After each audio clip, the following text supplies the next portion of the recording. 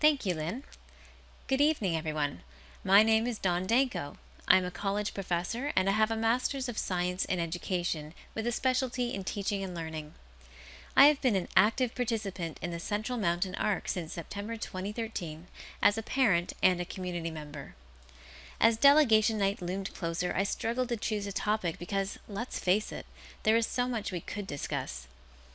Recently, I attended a board meeting where Dr. Malloy presented the vision for 21st century learning, and I found my inspiration.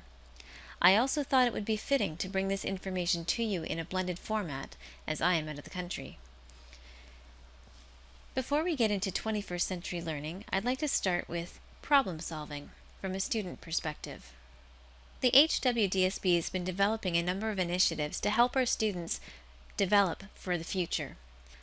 I would like to use solution fluency, as our students are expected to use in problem solving, and apply it to our accommodation review situation. Before I do that, let's have a look at what is meant by solution fluency. Solution fluency is the ability to define a problem, creatively generate solutions, try a solution, and then review the outcome and modify the plan. You must be willing to alter your path. So solution or problem-solving fluency, as I like to think of it, involves defining a problem, creatively generating solutions, trying a solution, reviewing outcomes, and modifying the plan. The key message was you must be willing to alter your path. So let's apply this to the ARC for the Central Mountain area. The problem, very simply defined, is at HWDSB we have schools with empty spaces and in need of expensive renovations. The ARC, the Accommodation Review Committee, was formed to creatively generate solutions. Unfortunately, they were limited in their creativity by a couple of things. These included the guiding principles. There were no priorities attached to the guiding principles, and it was challenging to find a solution where every guiding principle applied. They were limited to the ARC geography and identified schools. They couldn't look just outside of our boundaries to see if there were schools that were over capacity where a boundary change might have simplified the solution, or they couldn't look at programming at other schools within our boundaries. There were also misconceptions that may have stifled the creativity of the ARC. The revised staff option recognizes a number of things that would have been challenging for the Accommodation Review Committee members to see. For one, it recognizes that one size does not fit all. As Dr. Malloy stated, you cannot use all of the guiding principles in every scenario. They are flexible. They have to be flexible unless you're dealing with a blank slate.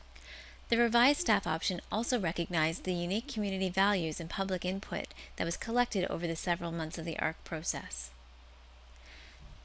In addition, because of 21st century learning, we are learning at the HWDSB how to provide programs in new ways. Now, if we looked at what the students were expected to do for problem solving, they were to identify the problem, creatively generate solutions, and then try a solution, review outcomes, and modify the plan. Often what people will do is look back historically to see what worked and didn't work, but we have to remember in our case, historical data is pre-21st century learning. Let's look at what that means. In March of this year, the board unanimously approved the vision and direction for 21st century learning in the Hamilton-Wentworth District School Board. The new teaching and learning tools in 21st century learning provide flexibility in the who, what, when, where, and how of program offerings. Technological tools adopted by 21st century learning also allow the board to act in a responsive manner to meet student needs in a rapidly changing environment. And new tools change modes of collaboration between students and between teachers. Let's explore further how 21st century learning is relevant in the Central Mountain Accommodation Review. There are 3 key points I would like to discuss with respect to traditional ideas surrounding school size and optimal education. 21st century learning brings us flexibility in programming and delivery models that impact the optimal school size. It also provides adaptive tools to meet all student needs, which impacts optimal classroom structures and organization. 21st century learning also includes technological tools that improves collaboration practices between teachers. Let's look at flexibility.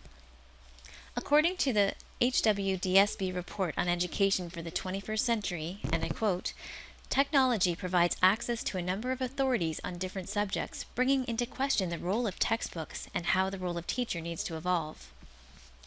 Blended learning and utilization of technological resources in the classroom means that the board can be more flexible when designing optimal learning environments. With the new tools available, we don't need to follow the scientific management theory that suggests you need a subject specialist teacher teaching the same material successively. For example, where we would historically need teacher specialists provided for specific programming, we can bring the expert to the classroom remotely, just as I bring this delegation information to you tonight.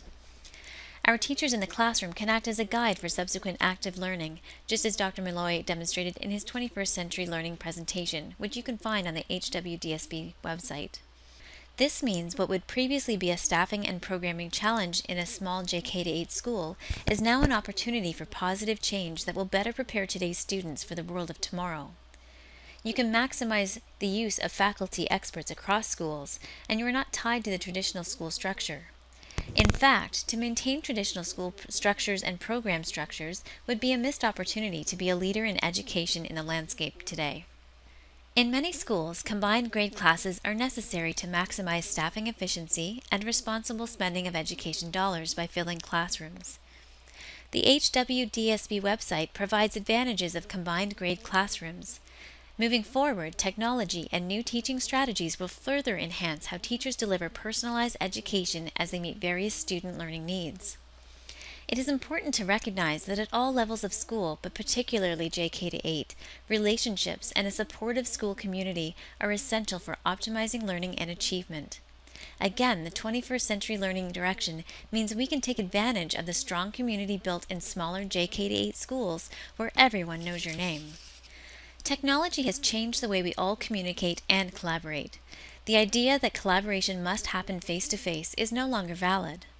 One of the exciting aspects of the board embracing technological tools in the 21st century learning is the opportunity for effective and efficient collaboration between teachers. Not only can they collaborate within a school, but across schools in a board, and even better, across the world. The need for multiple teachers per grade in a school has been made redundant by modern communication technologies. With 21st century learning, what didn't work in the past can and will work in the future in the education of our young people. 21st century learning means changing an old model of education to a new model of education that prepares students of today for the world of tomorrow. The new era of education adopted by the HWDSB is primed with opportunity for positive change. Recognizing three key things: flexibility in programming, adaptive tools for varied student needs, and vastly improved collaboration between teachers via technology is critical as decisions are being made that affect the future of students and communities. Remember, in order to change an old model of education, you must be willing to alter your path. Please support a creative, responsive solution for the Central Mountain Arc. Back to you, Lynn.